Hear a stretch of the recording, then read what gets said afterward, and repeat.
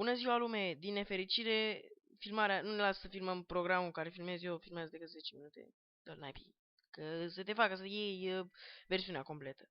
Așa că am filmat o continuare. Ca să puteți viziona în continuare Skywars-ul nostru micuț. Măcar să zici pe final. Uite-l pe sărac! Uite-l acolo! Mamă. Hai mă, vină mă tu să... Filmez cât...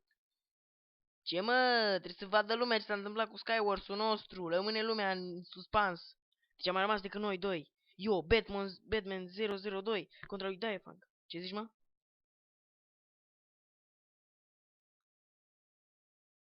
Hai mă că-s bune și astea. Ciao. Filmăm și...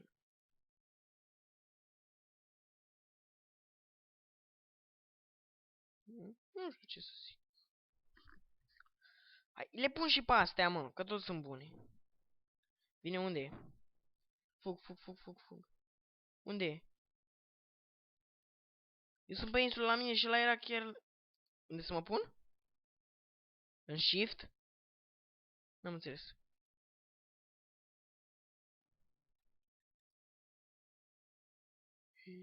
E nebun, e un nebun. M-am prins ce fac, mă. Gata, m-am prins. Sap în jos. Nu mă găsește aici.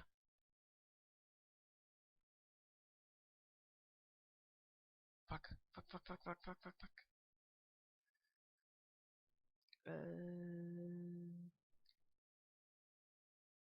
Asta e. Om trăi și-o mai trăi. Poate data viitoare o să filmăm un Survival Games, mă, nu? Survival? Da. Mâine sigur mergem mă, la fotbal. Da. Da. Și aștept... Ce vrei, mă? Nimeni nu știe unde mergem noi la fotbal. Zău așa. Bine.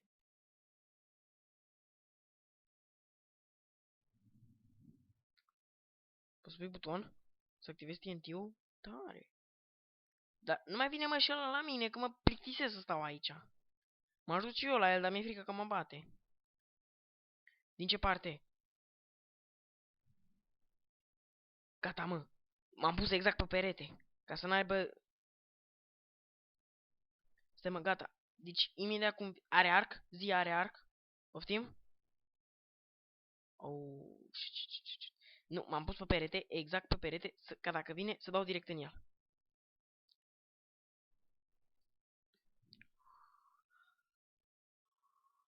Nu mă vede mai, mi-a dat în turn. Lupta decisivă, deathmatch! Moartea lui.